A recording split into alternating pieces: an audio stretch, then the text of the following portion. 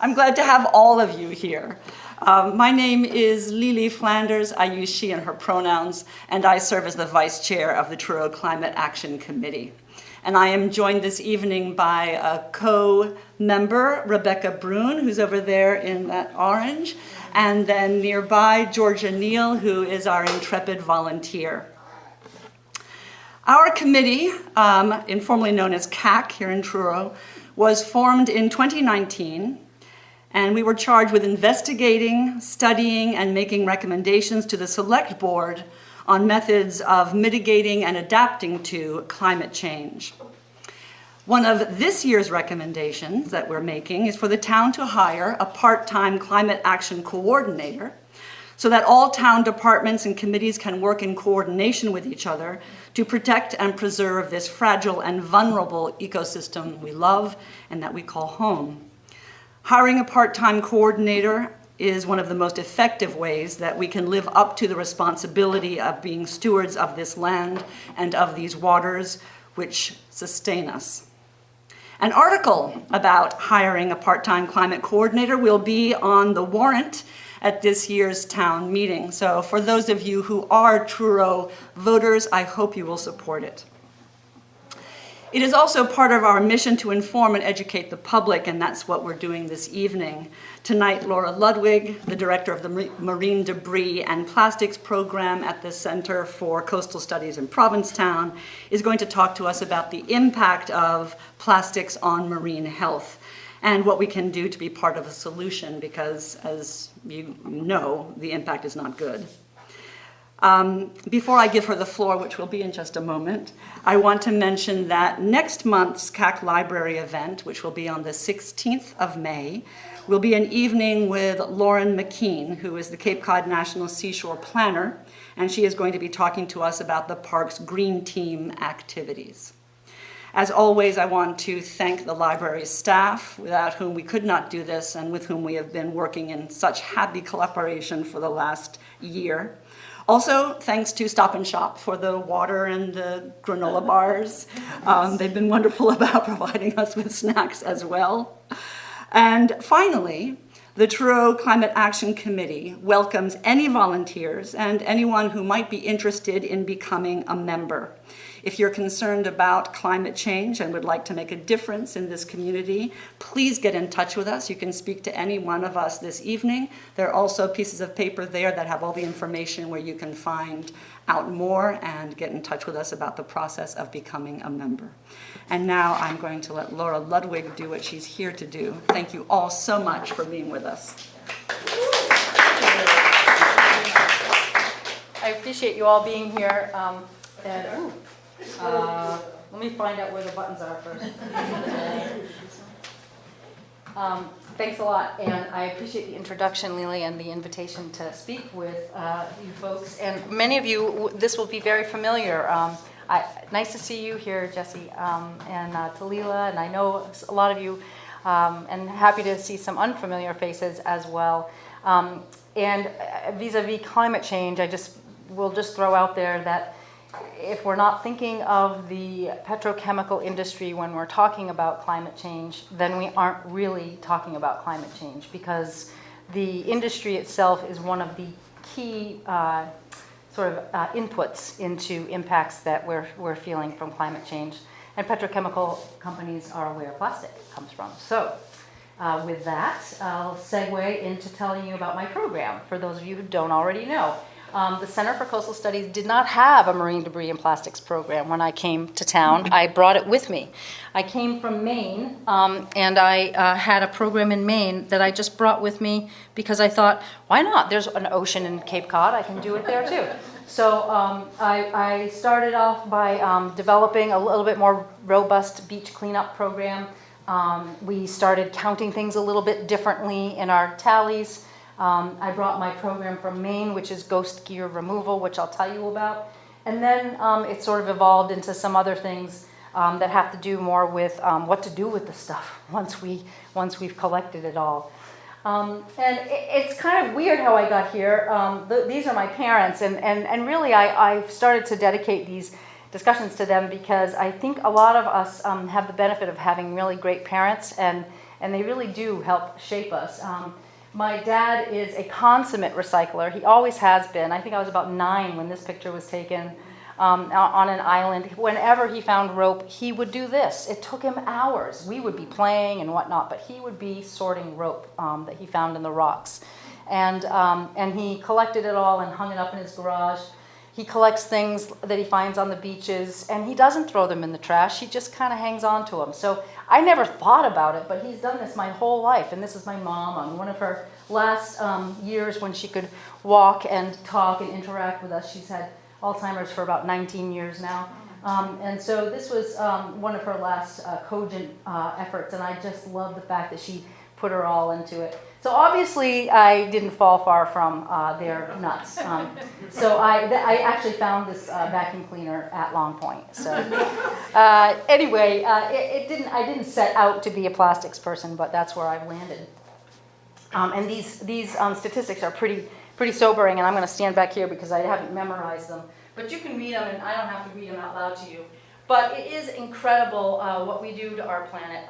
The petrochemical companies can make a lot of money by making very cheap plastic products. And so exponentially, the industry has increased since its early days in the 50s and 60s to the point where we're just, obviously awash in plastic.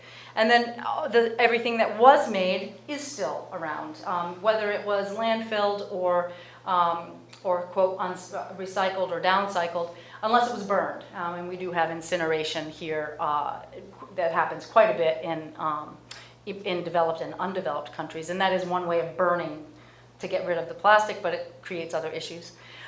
So there are lots of papers and studies that have been conducted to try to put a number to what is in the ocean, and there's a range of estimates, and they're based on EPA and similar agencies around the planet, and the estimates of plastic production versus what is actually received at waste transfer stations or recycling centers or manufacturing recovery centers. But these numbers are kind of, they're inconceivable anyway. So who cares if it's 17 trillion pieces that are floating or 17 gazillion pieces? There's just a lot.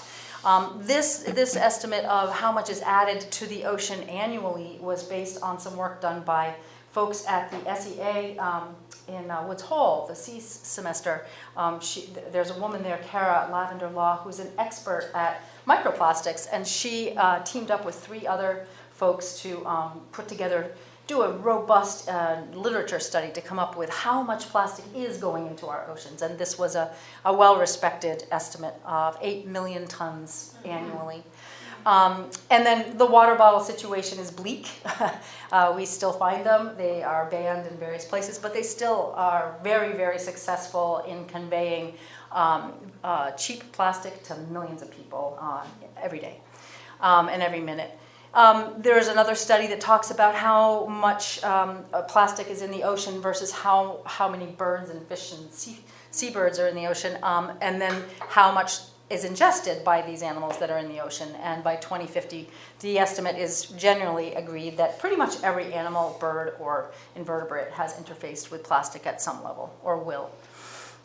What's interesting is that we do talk about plastic in sort of like the mechanical aspect of it, and the fact that it is plastic and it breaks down and becomes smaller and smaller, but what we don't often hear about is the chemical additives that are used to create the plastic, and then also how that plastic is a site for locking in bacteria and for adsorbing toxins and chemicals that are surrounding it in whatever medium it's in, whether it's terrestrial or marine. And that, in fact, is how water treatment plants work. They collect the bacteria in these places by throwing little plastic biofilters into the treatment system so that the plastic will adsorb the toxins and chemicals before the water is released, which is where the Hooksett discs come from. Maybe you've heard about them. That's another story. Excuse me. So the impact to the animals, the birds, the fish, the invertebrates, the habitat of our ocean are well documented. There are many, many, many impacts. I'm not going to possibly review them all today, but the reason you're here is because you care, and you probably already know that. Back to the water bottle situation, whether you're getting it from, a tap in Vermont or a spring in Vermont, there's likely going to be microplastics or nanoplastics in it at this point. And what we don't really know is how that's being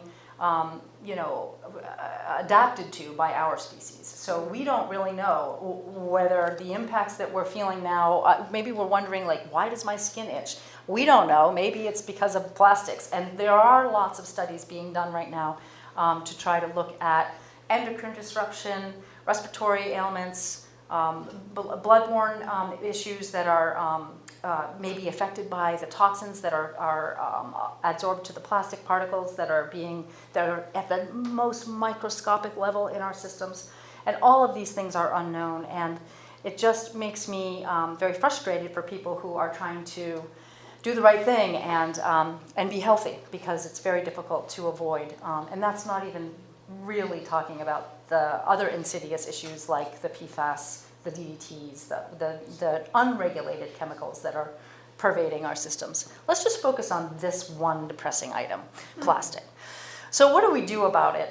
Here on Cape Cod, we're talking about the regionality of our issues. This is just a tiny little place, and I like to say we clean beaches on Cape Cod. There are no dirty beaches on Cape Cod relative to the rest of the world. And we have a beautiful, beautiful environment in which to work. And yet everywhere we go, we find more trash. This doesn't look very much like a Cape Cod beach because it's not. It is a project that I did on Cuttyhunk Island last year, and I'll be going back out next month, and I'm looking for volunteers, for people who want to spend a week and just slog around on the rocks and pick up fishing gear. And that is still part of the same ocean, where even Buzzards Bay isn't really connected to Cape Cod Bay, other than the fact that it is. It's part of the Atlantic, and we are all connected. We conduct cleanups up and down the coast. We are, because we're limited staff-wise, we pretty much do focus on Cape Cod cleanups, but we are expanding around Massachusetts, and we'll be working in the Boston area as well as other places on the North Shore on some of our fishing gear-related cleanups.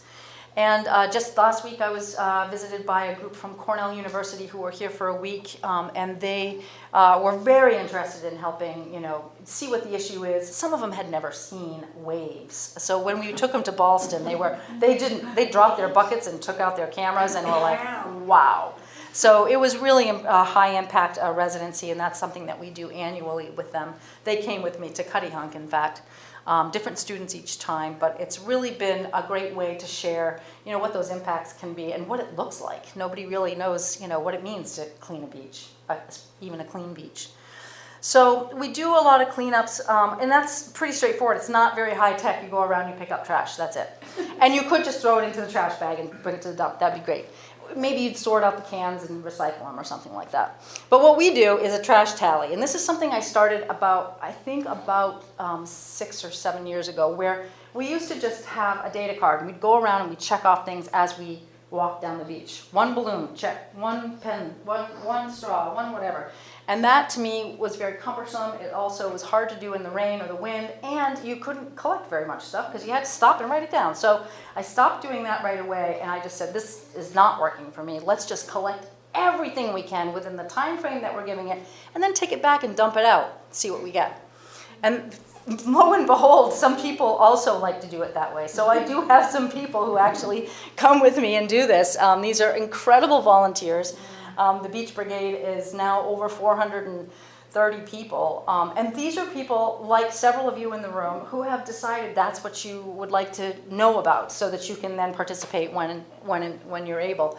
And this, I don't know how this, I might have to push this right here, but just for those of you who have never been at one, I'll just let that play. This is one bag. This is just one bag of trash. And we just dump it out, and we just do this. And Genevieve, you're in this picture, this video. Some friends from Orleans are here. My assistant that year was Catherine, and she's there. I show up. Sarah's here. She's one of the artists in the movie that you'll see. Sarah Thornington's. That's her.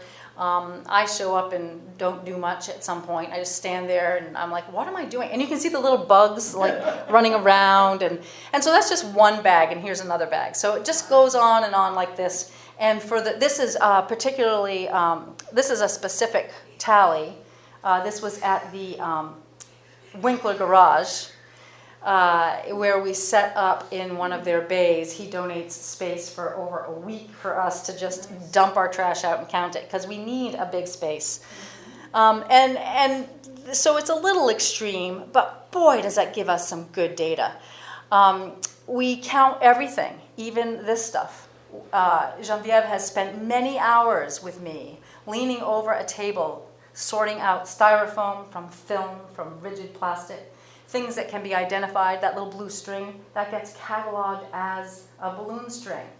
We know that's what it is, so even though it's just that long, we'll count it as that, and so on. And so the data that we're getting is really widespread, from microplastics to macroplastics. This was the balloons, the buoys that we collected last year.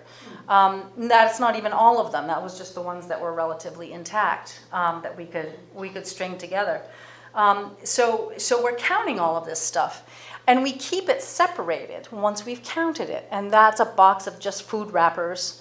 That's probably 4 cleanups or so. And then I was pointing out in the back of the room, if you have a chance, you'll see a little thing called corners. And that's just this stuff right here. And I think you might even see one of these might be a granola bar wrapper. So be careful when you open those granola bars from Stop and Shop, because the corners are the problem. You know, you might hang on to the big piece, or you might not. Is this the pointer? I don't know how to do. Oh, there. It doesn't work on the screen. So anyway, point being, we are counting this stuff for a reason. We're not counting it because we like to sit there and sort through all this crap. We are counting it because these are just water bottle labels. That's a design flaw.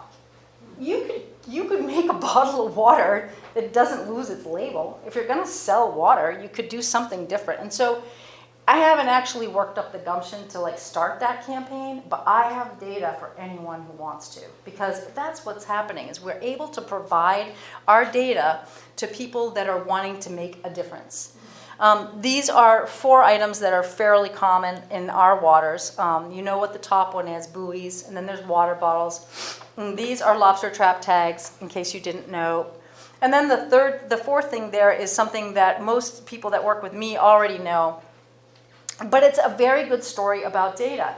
And that is, we started finding this stuff for the first time. I can't remember now, was it 2.5 or 3 years ago, something like that. And we'd never seen it before, and it looks like that. And it comes in every length from a 1/2 inch to 89 feet long. And it was everywhere. And it's a hollow tube, and it's that color, and that's like probably 1,000 pieces of it in that container. And we eventually learned that it was associated with the blasting project in Boston Harbor. And when we figured that out, I was like, well, how come they're doing this? So I got in touch with the Army Corps, and I've been on phone calls with them now, I think, for 2.5 years about this. And they are changing their containment regime. They're looking into how to use different products to do their blasting. They had no idea that this plastic tubing was escaping. They use millions of feet of it for every blast project that they do, and it just shows up, and nobody had told them that they were finding it. So it was like, okay, let's change that. So that is actually happening now. They are, and they're going to actually support my program. I did get a statement of work from them, so scope of work. So I'll be able to, say that I'm supported by the Army Corps of Engineers, which is kind of mind-boggling. And then we've stored it. And right now we need a warehouse. That is all marine debris that has been counted and sorted and stored on the left. And then yesterday we went through and we hung up all the Clorox bottles. So we find we're separating things out so that the visual aspect of it can be impactful. And a lot of this debris will be used in artwork, and I'll get to that in a minute.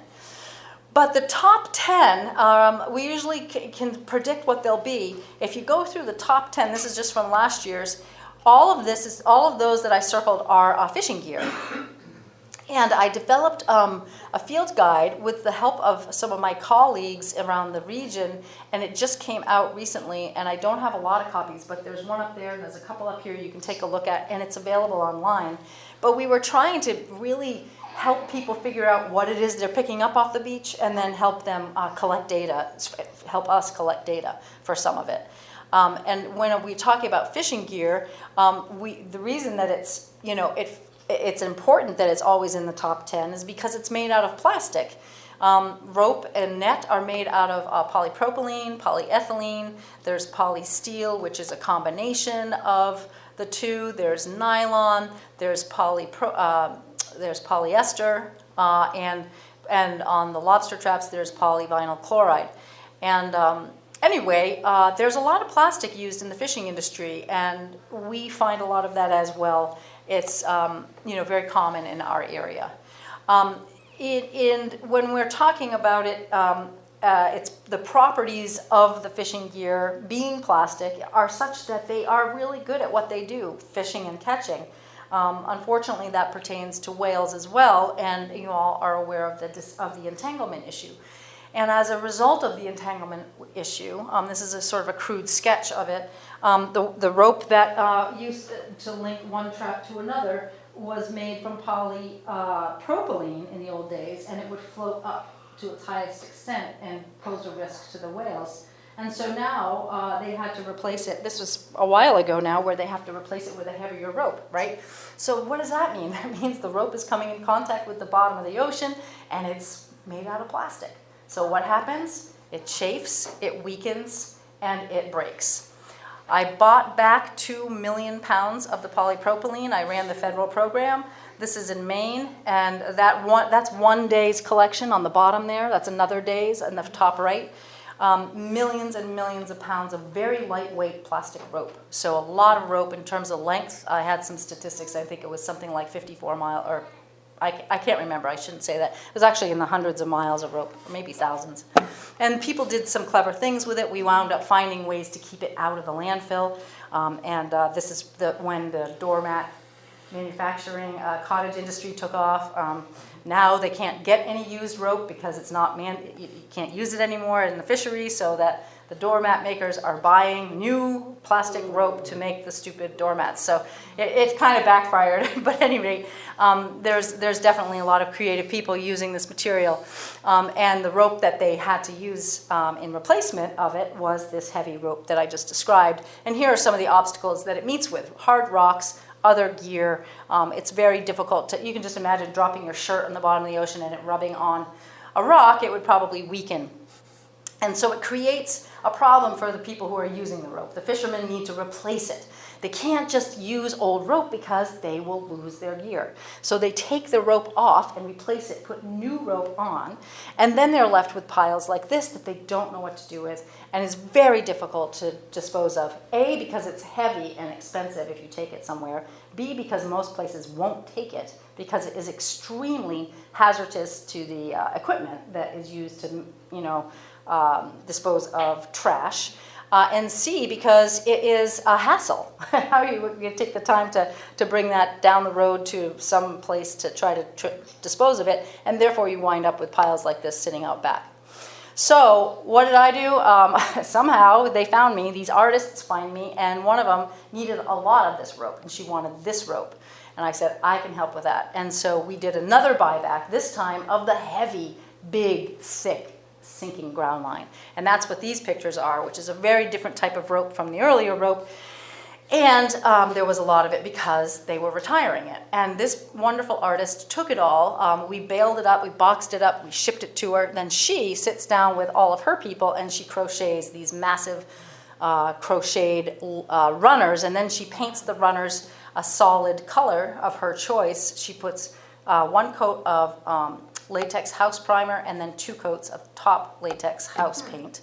And then she creates unbelievable sculptures using these runners that she lays on top of each other, pinned with rebar and screwed into the ground with 18-inch stainless steel screws.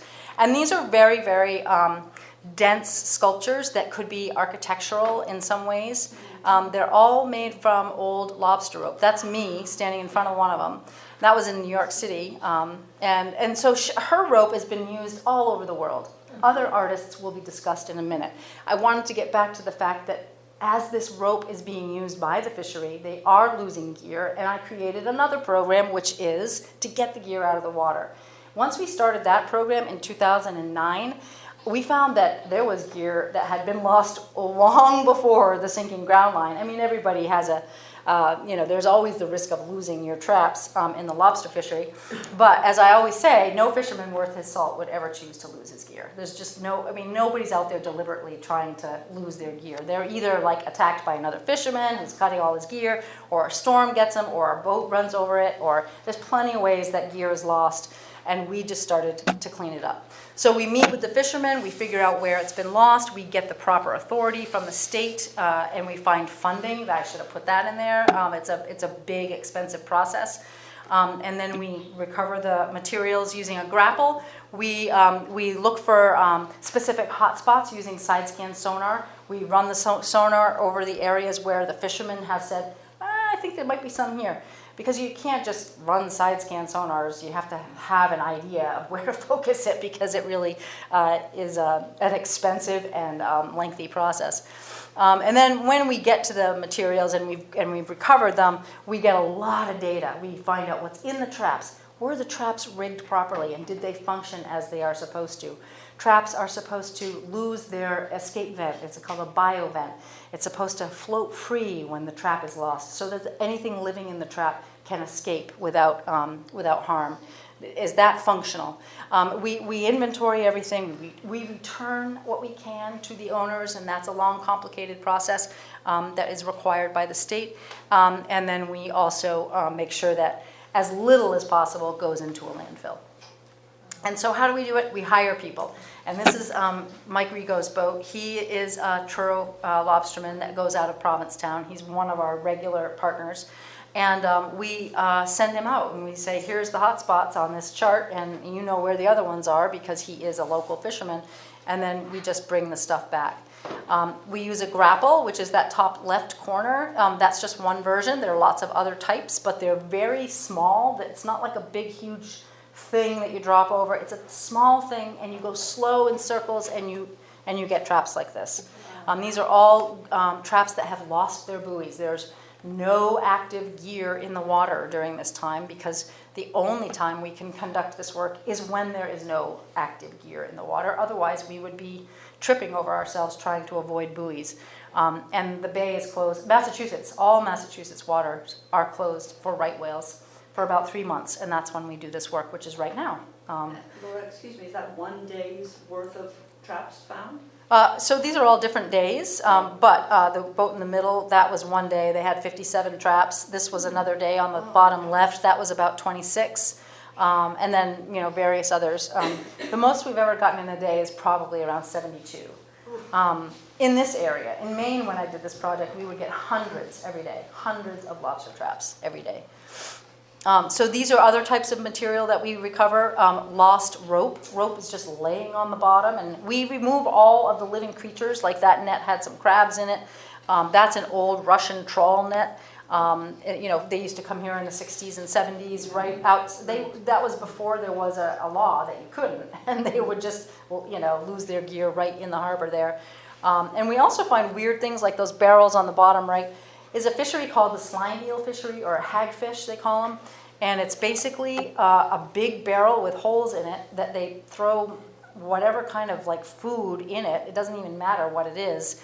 And they sink them in, it's probably 1,000 feet of water way offshore to get these slime eels that they send to Asia for making wallets or something. It's ridiculous. And so it's an unregulated fishery, but we still get the barrels. So it's kind of weird. We also find bikes, toilets, all kinds of good stuff. Didn't they dump? I'm sorry. What's that? I didn't interrupt. No, you can go. Didn't they dump a bunch of toilets? Well, that's a different story. We won't go down that rabbit hole. And yes, they did. And then cable is another thing that's really tough to work with, because a lot of the drag fisheries will lay their cable out when they're done with it. The ocean has been a dumping ground. There's no question about it. And so we're just basically cleaning it up. A lot of volunteers join me down at the pier to help me process the gear when it comes to shore. And as I say, we inventory everything. So this is just some stats for the past 10 years. And basically the number you want to look at is that we do get different kinds of traps. These are junky traps, good traps, and then that's the total number of traps. So over 10 years, we've gotten 1,772 traps out of the water, and those are intact. In other words, they look enough like a trap to call it a trap. Sometimes we just get parts and pieces. And the tonnage is, it looks like tons of, about almost 80 tons, well, over 80 tons of fishing gear out of the ocean.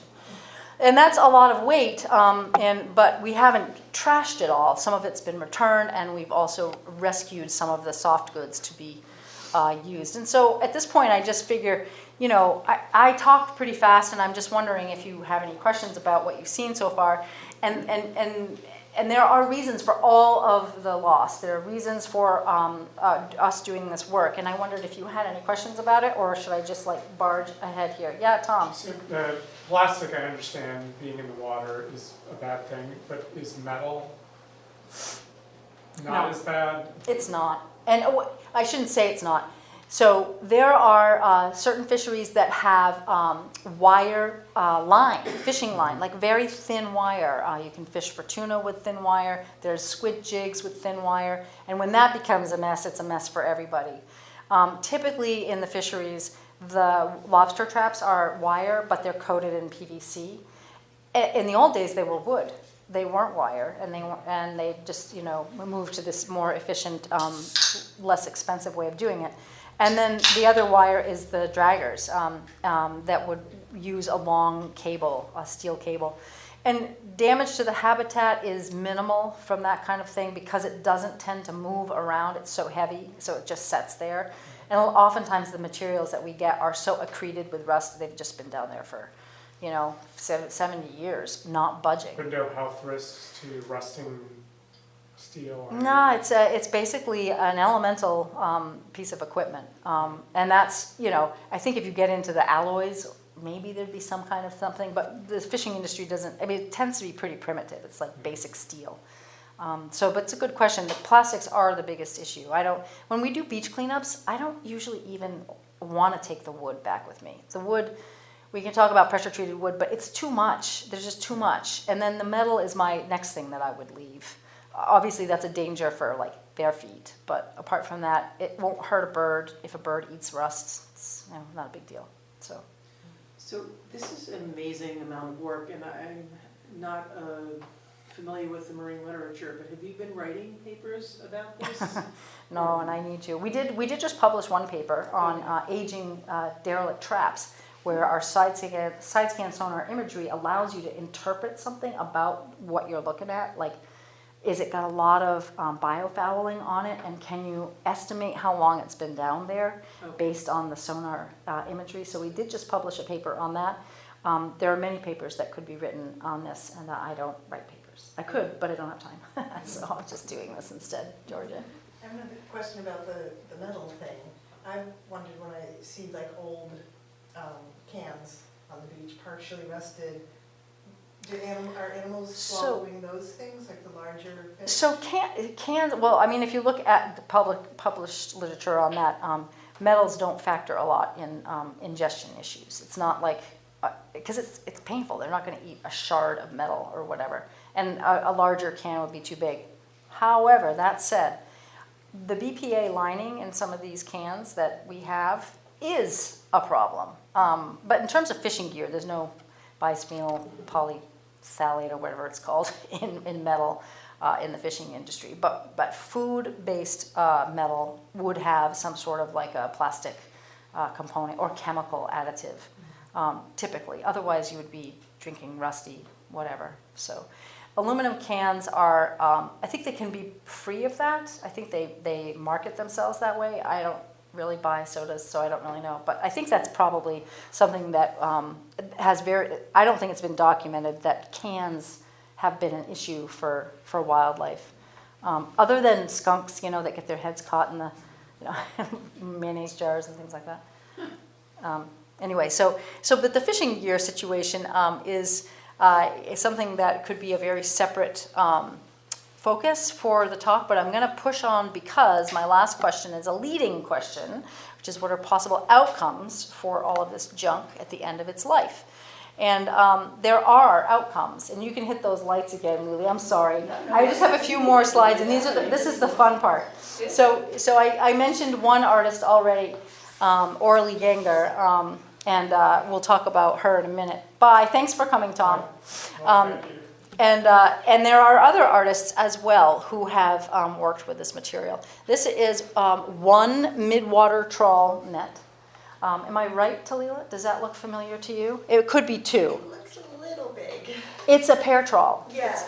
They're like 2 miles long or whatever, and the guy is getting rid of it. And so he doesn't know what to do with it, and so we come to the rescue. We get federal funding, and we deal with it somehow. It requires heavy equipment and artists. And this is one artist, and she sat there and she carved out all the net that she wanted from that pile, and she created amazing, amazing installations. This is just one of them. Her name's Pamela Moulton. She's from Maine. And she's been working with fishing gear since she discovered she can get it for free. Because sometimes the artists have to buy their materials, but fishing gear comes pretty cheap. You have to do a little labor. And she's a remarkable artist, and she engages hundreds of people in creating her sculptures. That sculpture in the middle weighs over 1 ton. And then I have some friends in Boston who are artists. They were artists before they became friends, but now we're friends. And they're pretty talented, and they have a place in Orleans as well. They come to my marine debris mall, they take what they want, and then they do things with it. This is one of their pieces of work. And another artist from Connecticut has been working with me for a few years. She likes to work with fishing gear as well, Constance. She came out to Cuttyhunk with me. She creates very fine detail, smaller things. This swath on the right there is all of the different products and materials she used, and she's labeled them all. And she creates wall hangings as well as sculptural elements. Another artist I work with a lot is Jackie, and she just came down yesterday, or 2 days ago, with her son from Hull. She goes through all of my trash, and again, remember, I've got a lot of it. And she takes what she wants and creates amazing things. These are slices of buoys that she has layered onto, that's a 4x8 wall hanging. And then she also will work with those pesky lobster trap tags and create something lovely with them. Imagine that. And those, one of them was she gave to us to use in our auction, which was nice. And this is Cindy Pease Rowe, who has done the white shark, and that's the armature of the shark. When she started, she wrapped this steel armature. It has to be held up by something, and she wrapped it all with rope and before she applied all the rest of the materials. And she got all of these materials from us, and we collected everything in the Cape Cod National Seashore. That's Mike Winkler, and he helped us. He contributed crane services. He's a very good guy. And these are all umbrella tips that are used for the teeth. You know, when you stick a beach umbrella in the sand, that's what's left when you, yeah. Oh, and here's that sneaker I mentioned earlier. If you look at the marine debris guide in the clothing or the shoe section, you'll see a picture of a Nike shoe that has buried in the sand, and you can just barely see the side of it. And she chose that as the snout of the shark. She's really quite clever. And she will be on the Cape for the couple of the screenings of Saving Our Oceans Through Art, which Lower Cape TV did. She's one of the featured artists in that.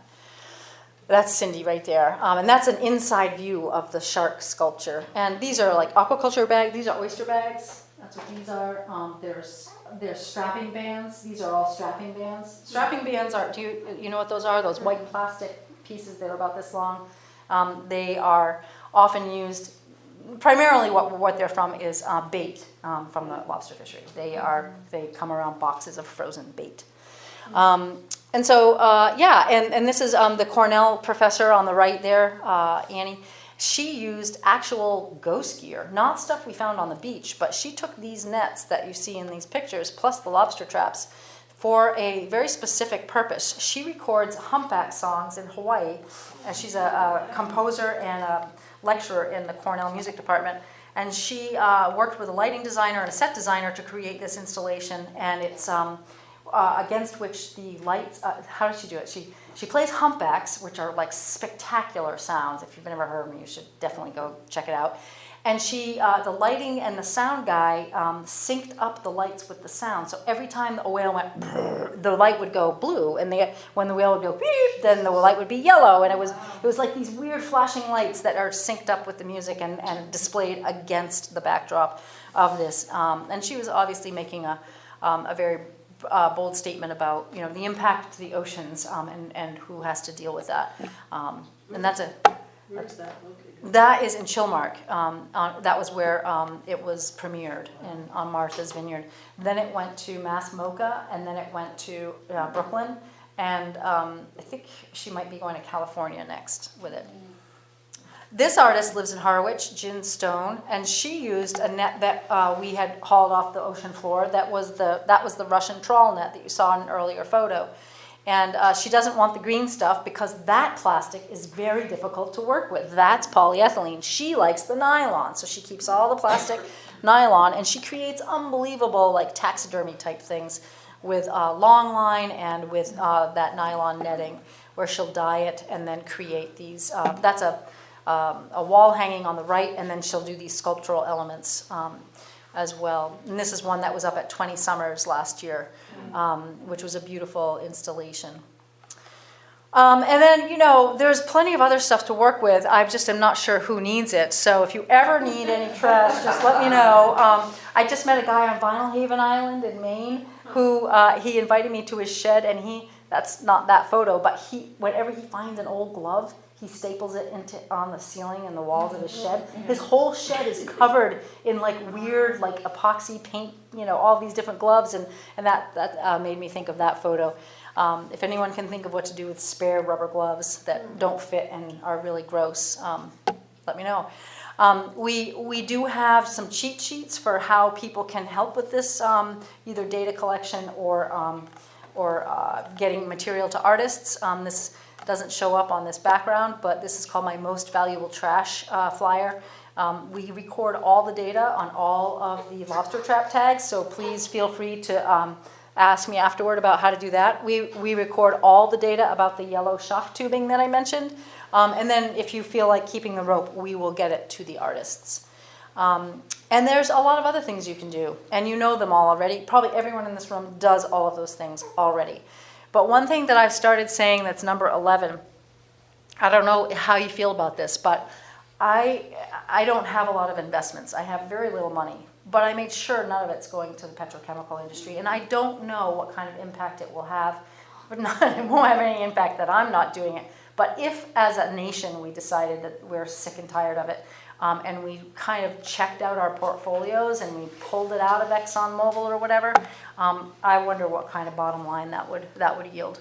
But the other things are pretty straightforward. You've seen my favorite cup right there. It's a nice little metal cup. And there's all kinds of other fun things out there for people to go plastic free.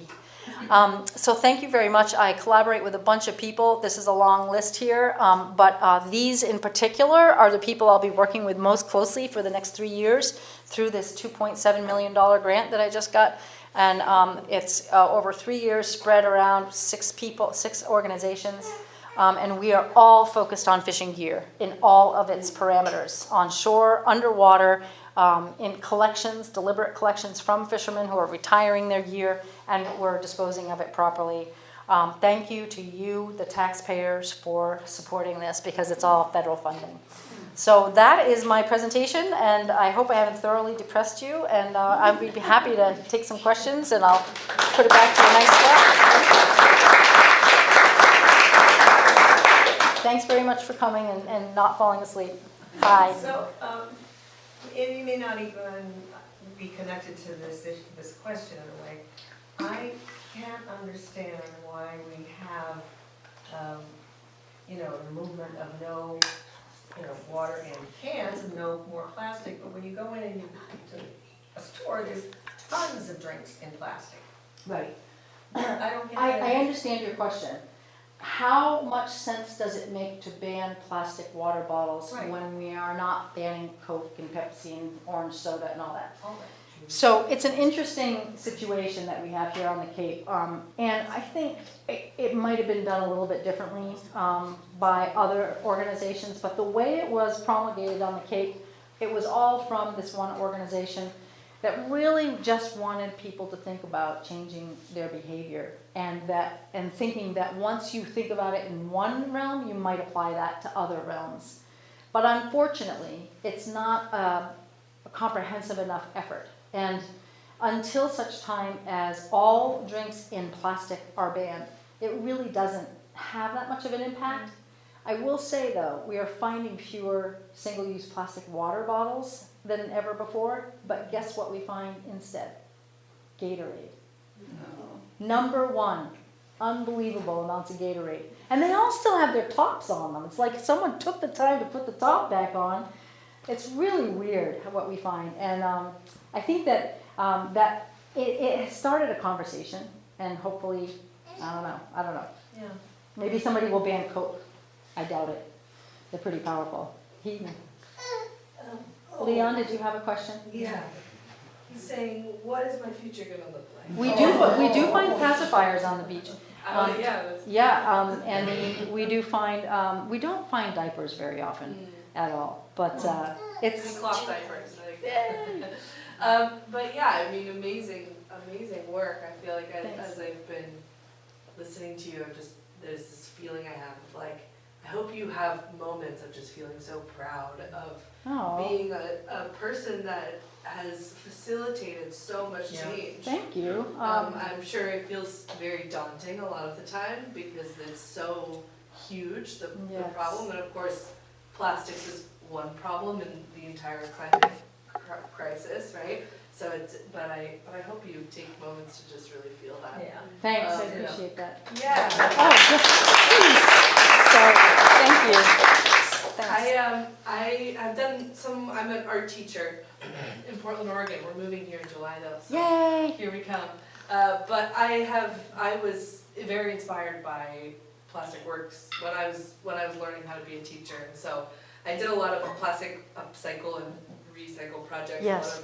a lot of water bottle mosaics and things like that with students. And I was just wondering how any of these projects are connected with any of the local schools here, and how students.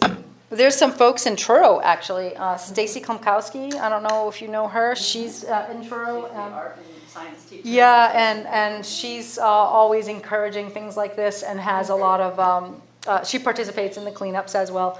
I personally don't have a lot of in-school experience. I do provide materials for the Provincetown school all the time, working with Nancy Flasher there. There's definitely a lot of attention to the issue. So it'll be fun to have you here, and you can see where it takes you. Yeah. We make our debris available to everyone, and I have a list. I think over 36 people have come and taken debris to use for whatever they're doing.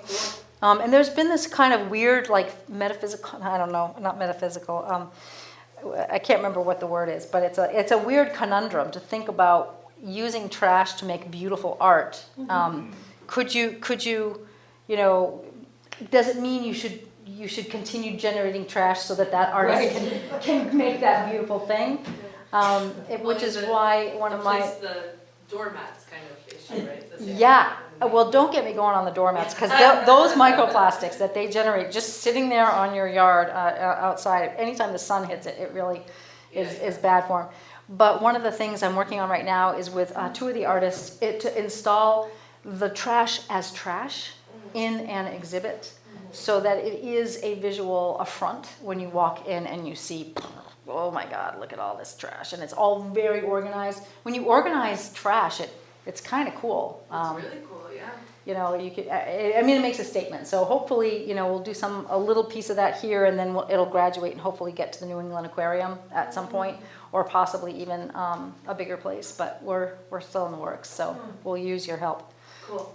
So I have a couple of questions. My first question is, can you speak a little bit to the concept of trying to recycle the plastic or burn the plastic? Yes. Because it seems with the single stream recycling, Yeah. we have this discussion, do you leave the cap on the Well, what is it? milk What is it in bottle, Truro? You have to or- sort. Single stream. Yeah. Oh. It changed. It changed? Yeah, it's been for years. Oh, Years you now. used to have to put your cans here and your. Yes, Yeah, yes. they changed. Mm. So my concern is always it's going and getting burnt or dumped or something. Well, okay, so there are some harsh realities, and I wish Tom were here. He would speak to this really well. Tom is the chair of the Provincetown Recycling Committee. So recycling is a myth in general. Anything can be recycled. That tabletop can be recycled. My sneakers can be recycled. And the trick is to create a demand for it, and also to make something that's going to last longer than the thing that you're getting rid of.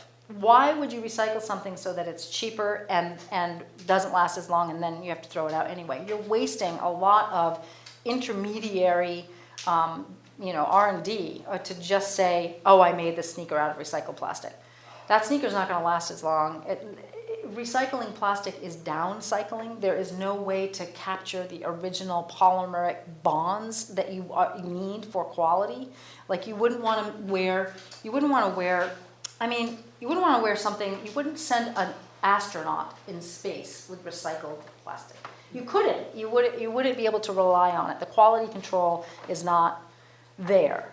Plastics are downcycled. They are never one-to-one, and they're certainly not upcycled in that sense, chemically. The bonds just can't be recreated. So you can recycle anything you want, and our system in this country right now is such a cluster because everybody does it differently. And it really is not systematic. So in Massachusetts, we have one sort of trend, which is I think we have 2 materials recovery facilities in Massachusetts, or maybe 3, and that's where our recycling goes. Those are being changed all the time. Their ownership is changing, their priorities shift, the global market affects everything that they do.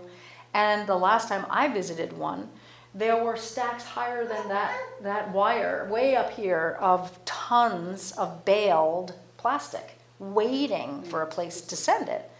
When you go to Stop and Shop and you put your bags in the recycle bag thing, the problem with that system, and it's a great concept, but it has to be a certain type of plastic, and it has to be pretty clean for it to then be used to make plastic wood. Why do we want plastic wood? Every time you slice a piece of plastic wood, you're creating a gazillion microplastics. You can't cut it without creating microplastics. Maybe you contain all those microplastics and you keep them in a tarp and you throw that in the trash, and that's good, and that'll get burned. But you're not going to recycle those little tiny pieces. The Trex can't really be recycled because it's a composite. So you create more challenges by creating a new product. The real solution is not to make it in the first place, and that's not going to happen anytime soon. But demand by the consumer is not the driver. It's the profit of the industry that is the driver. And if we stop buying things, maybe we'll have a drop in the bucket demand in the production, but the rest of the planet wants cheap stuff. So it is a real conundrum, and there are nations putting their minds to this. People are thinking about this every day, I promise you, around the planet.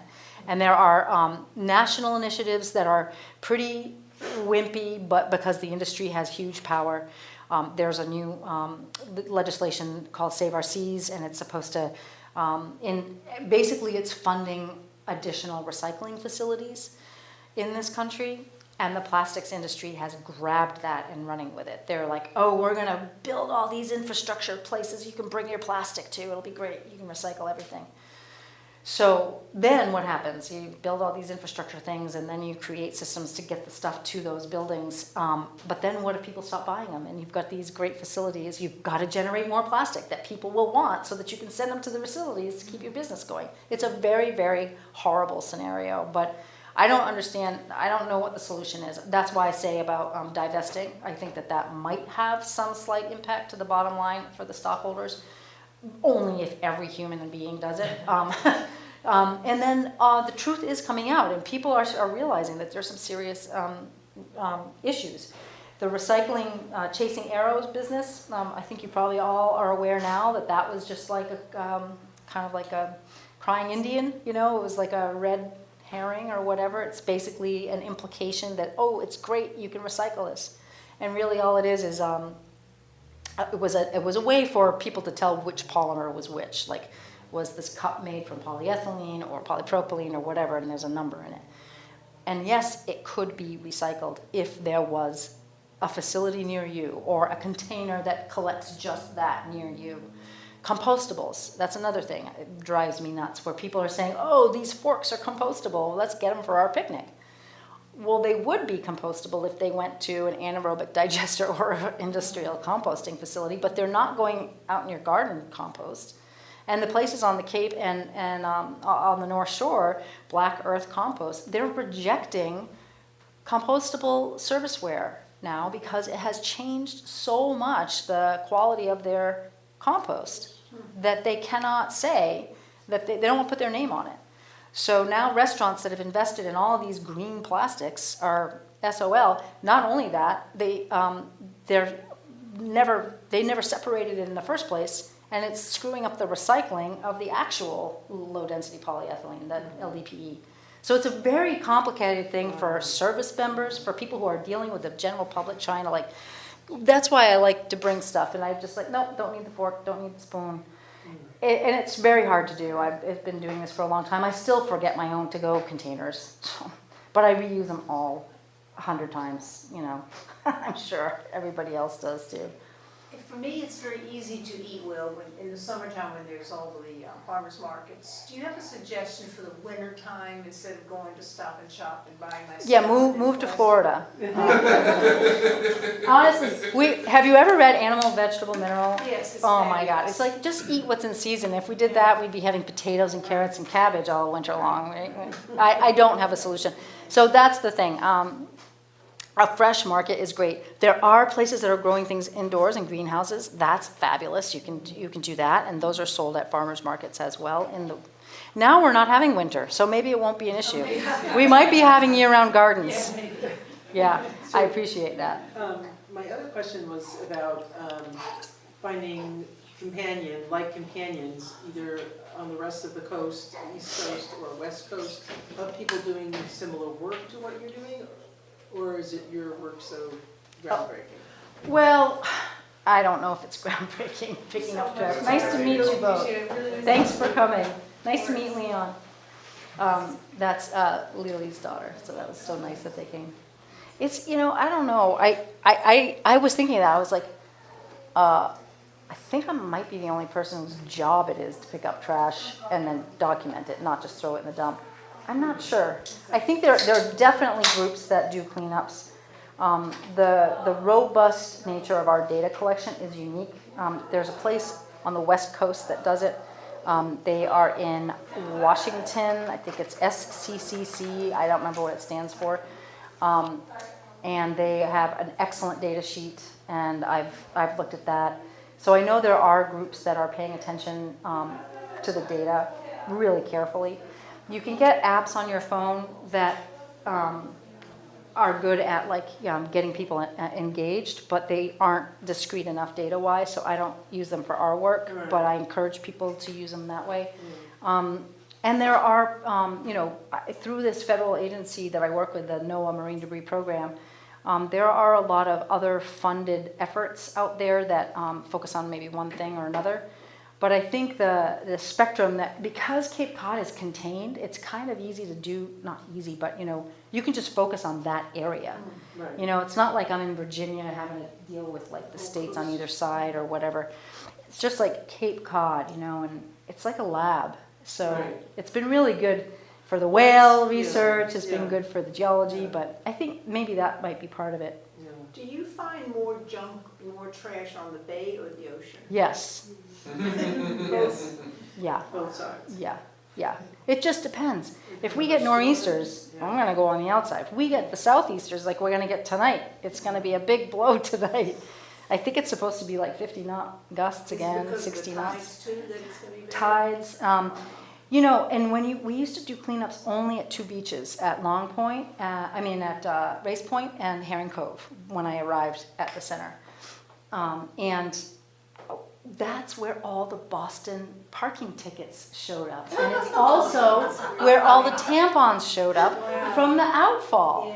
They were just, because that was the prevailing wind, whatever that was. I don't know what it was. But the circulation would bring all of that right to that area. And now we find Boston parking tickets everywhere. So the circulation has changed. It's not just bringing it there. And that happens if you can just imagine Boston in the winter, getting a ticket on your car, windshield wiper, whatever, throw it on, and then it gets plowed up into a snowbank, and they dump their snow on the waterfront. So they're dumping all their snow down at the waterfront, it melts, and everything goes right into the ocean. It's like a no-brainer. But what are you going to do? So, yeah, Georgia. As well as divesting from, checking out where your investments are, but credit card companies, the banks that back them can be pretty horrible also, but there are a few green credit card companies. That's true. Too bad the credit cards are made out of plastic, but other than that, it's, I think there it's might tough. be a couple that they're, pay a bunch, you can get a metal one or something. Ooh, The Apple titanium. Card is titanium. Really? The Apple Card is titanium, and then it's all digital on your phone. You probably have to have a certain bank account level for that. No. That's cool. I didn't know that. Yeah. What are they investing in? And as far as granola bars go, I have an amazing granola bar recipe that I now make for our cleanup, and I wrap them in parchment. So Why is the corner an issue? Because you eat it and then you throw the. No, you're peel. when you open your candy bar or your chip bag or your granola bar or anything else that has a little plastic notch in it, and you go like that, that little piece is so hard to control. It just goes away. And you might take the big piece and put it in your pocket. And that might come out when you reach in for your phone. But the little pieces, to me, that's another design flaw. Like, why couldn't we wrap things in a different thing that stayed intact, maybe so it wouldn't come off, and then you'd have just the whole thing. So there's all kinds of things. And then in terms of, I didn't get into a lot of details, but there are a lot of people doing brand audits with their cleanups. So they'll take all the trash, and then they'll go through it, and they'll write down all of the manufacturers. That's good. But we already know who they are. It's the top 10, and it's the ones you would think. It's Nestle, it's DuPont, it's Mars. M&M Mars. All it's the ones that you would think of. There's Johnson and Johnson. Yeah, Yeah, and then Does Tyson have anything? Tyson. Or they just distribute everything? I don't know. I mean, I haven't seen the numbers recently. I'm sure they do because they've got all kinds of industry that has their name on it. So do Yeah. you provide kind of a loop of feedback to the company to say, hey, here's a picture of all your. Yeah, I Is there- don't. I have provided my information to people who do. That's kind of where I kind of draw the line. Yeah, great. When I was on the recycling committee in Provincetown, I used our data all the time. I was like, well, okay, can't we do something about this, and just bring that to the front? But Provincetown's like preaching to the choir. Everybody is like, Right. wants to do the right thing, and I'm sure it's the same thing here in Truro. Well, maybe not. But hey, Wellfleet has voluntary bottle deposit scheme for their nips in 4 stores. Voluntary.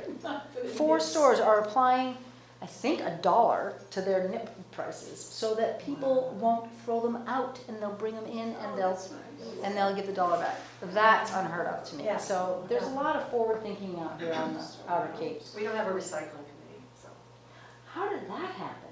We did. At least you have a climate committee. We have that. It's hard to get members to our committees. Yeah. We did have a recycling committee, and then the membership just kind of fell away. Well, I think because the DPW or the transfer stations are all separate, you would probably have to have your own. But I was going to say it is such a regional issue that it could be that there's a merger between the municipal, committees at least. Yeah. But I think they have different contracts with different Exactly. vendors and whatnot. So it Does makes it hard. D10 separate their trash? No. No. Mm-mm.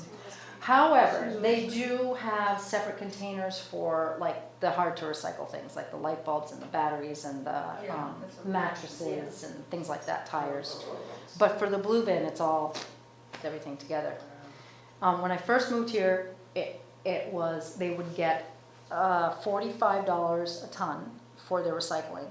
Now they pay over $100 a ton.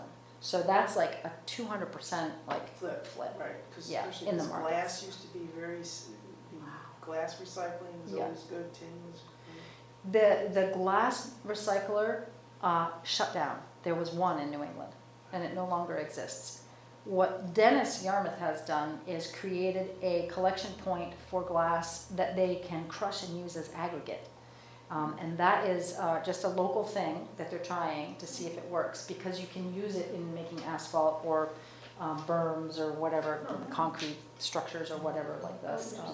Yeah, so that's happening, but glass is recyclable one-to-one. You can get just as good glass from recycled glass as not. Same thing with aluminum and corrugated cardboard, newsprint. So there are still some valuable streams out there, which would be aluminum, corrugated, and newsprint. I think those are the three. Those are the only sort of value-added recycling. Wellfleet transfer station guy is a friend of mine, and he has figured it out. He's like, I know where the money is. So he keeps everything separate, even though it's not the way the town does it. He himself does it, and he waits till the price goes clink, and then he makes money for the town.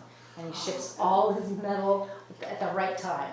He bought his own truck so he could do it. Wow. I mean, it's a real, it's one person. That's a one person. Yeah, one person making a big difference there, but working with others, of course. But anyway, it's very complex. It's not straightforward at all how we do it. And Tom, who was here earlier, spearheaded the residential compost collection at the transfer station. Finally, there's a place for people who don't have a garden or a backyard to bring their food scraps.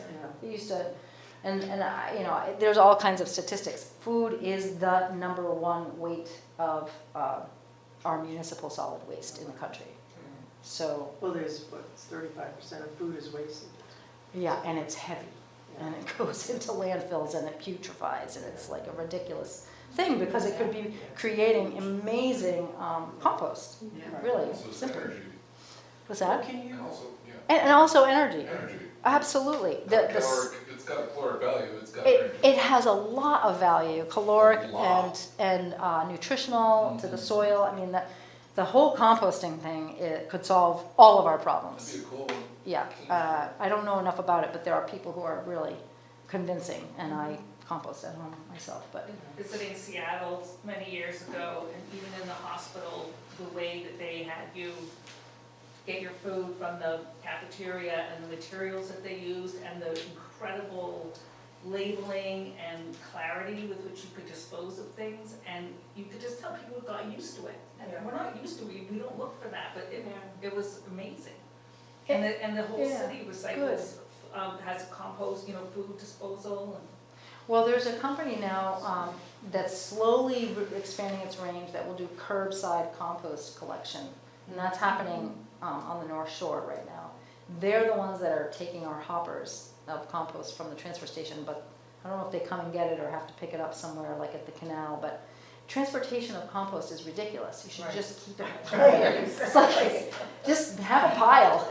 The problem is it has to be handled properly or it can become combustible and burn the town down. So it's really not good. You know about the trash fire we had at the transfer station just from the yard waste because they weren't managing that well. Plus the rats and all that good stuff. So anyway.